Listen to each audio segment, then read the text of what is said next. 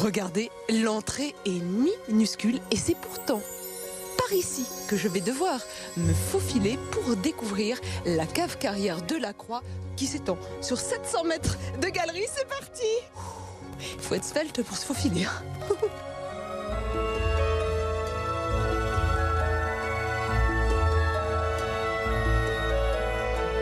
Nous sommes en fait ici dans la partie 17e de la carrière et on comprend comment la pierre était extraite à l'époque. Et oui Ariane, ici on a donc la masse calcaire qui a servi à la construction de Paris. Donc on a des bâtiments comme l'Hôtel des Invalides, le Palais de la Bourse, les quais Saint-Bernard qui ont été construites avec la pierre d'Ivry en partie et une grosse partie aussi des bâtiments haussmanniens du 19e siècle. Mais ça s'est totalement effondré. Je comprends mieux pourquoi le site est fermé au public là depuis 2018. Et heureusement que le loto du patrimoine vient vous filer un coup de main. Vous avez été sélectionné et vous allez pouvoir faire quelques travaux à présent grâce au financement qu'on va vous allouer. Oui Ariane, en fait effectivement on a énormément de problèmes de stabilité ici.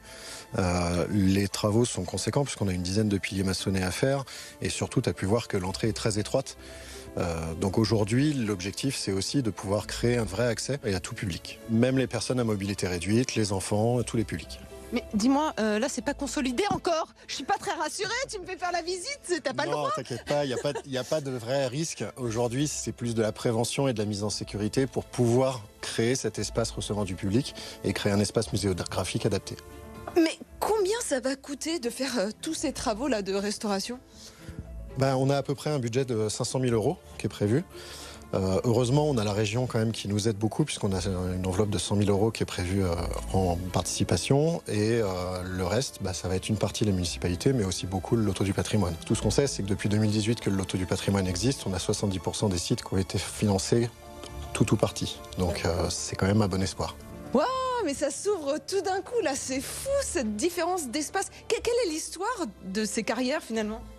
Alors ici, effectivement, on est sur une carrière qui est à l'origine une carrière médiévale du XIIe ou XIIIe siècle, abandonnée rapidement au XVIIe et a été reprise tout début XIXe, fin XVIIIe pour servir de réseau de cave à vin en reliant les deux carrières existantes. Parce que l'avantage, c'était qu'on avait une conservation du vin qui était idéale au même titre que dans les caves de Bordeaux. Ah oui, regarde, il fait sacrément frais, non ?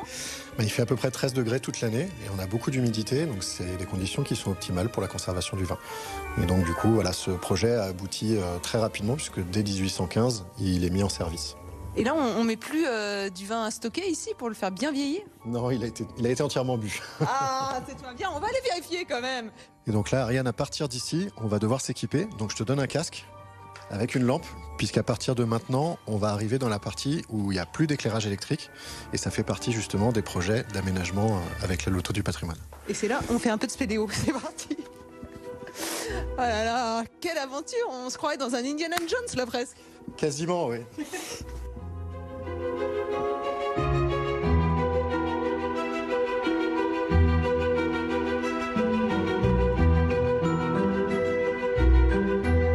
Voici la fameuse cave à vin, hélas dépourvue de ces bouteilles.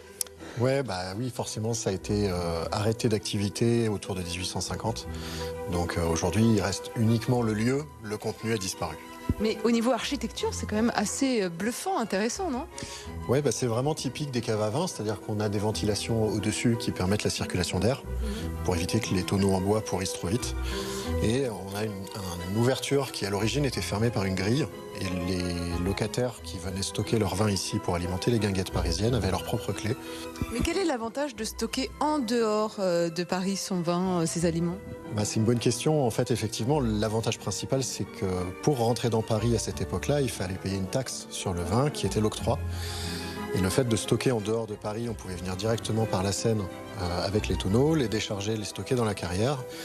Les Parisiens sortaient de Paris pour aller dans les guinguettes pour consommer le vin et ils re-rentraient une fois qu'ils avaient consommé, et donc personne ne payait l'octroi. D'accord. Et là, encore moins aujourd'hui.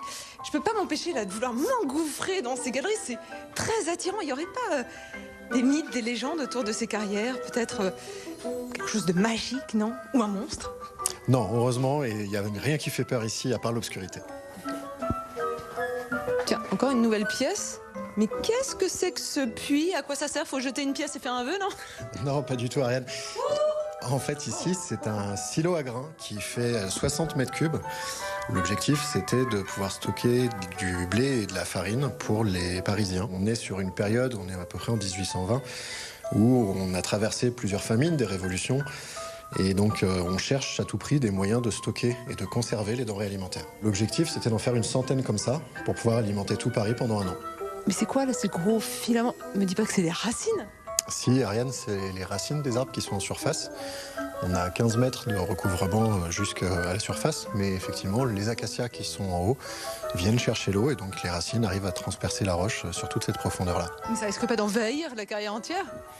Non, ça ne va pas envahir, mais par contre, effectivement, c'est aussi un sujet d'inquiétude et qu'on surveille régulièrement et on entretient pour éviter que ça crée des désordres.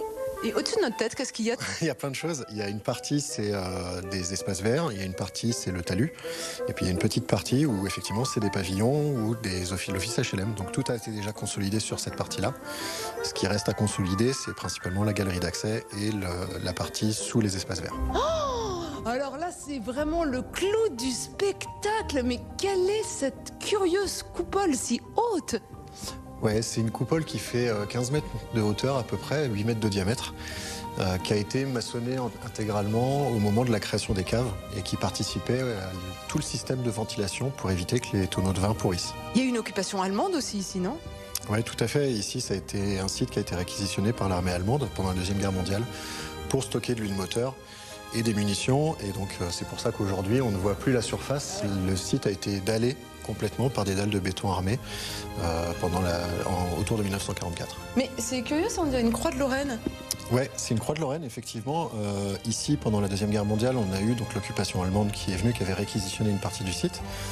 Mais c'était seulement une portion de la carrière et le reste de la carrière était libre. Et donc on avait la résistance qui avait occupé les lieux, et notamment pour cacher des juifs pendant l'occupation et qui profitaient du fait qu'il y avait un chevrier qui utilisait ces vides pour faire dormir les chèvres à l'abri la nuit.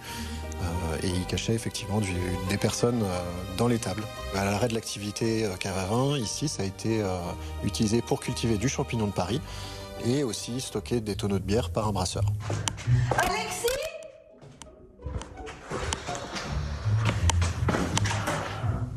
Je suis complètement perdue.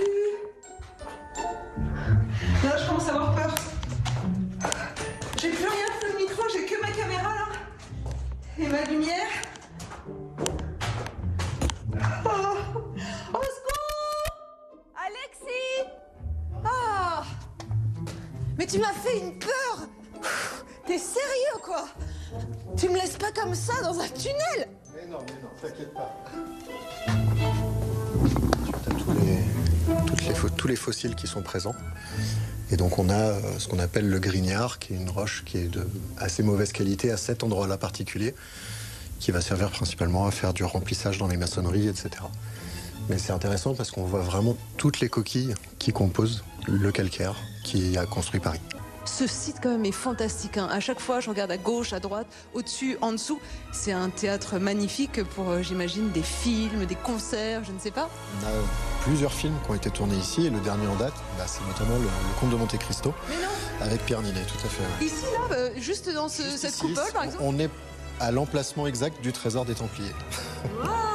Mais une fois que ça sera rénové, vous allez proposer de nouveaux ateliers, notamment aux plus jeunes? Tout à fait, on a un public quand même très très large qui est visé, mais on focalise quand même beaucoup aussi sur les jeunes, les sensibiliser à travers des ateliers d'initiation à la taille de pierre, des moulages de fossiles pour les initier à la paléontologie aussi, en partenariat avec des géologues et des paléontologues, et de la microculture de champignons pour alimenter les cantines scolaires. Et pour les plus aventureux d'entre vous, sachez qu'il y aura également un parcours de spéléologie qui sera proposé, mais pour ça, il faudra s'armer d'un tout petit peu de patience et attendre que le site rouvre ses portes, sa grande porte maintenant, à l'horizon 2027.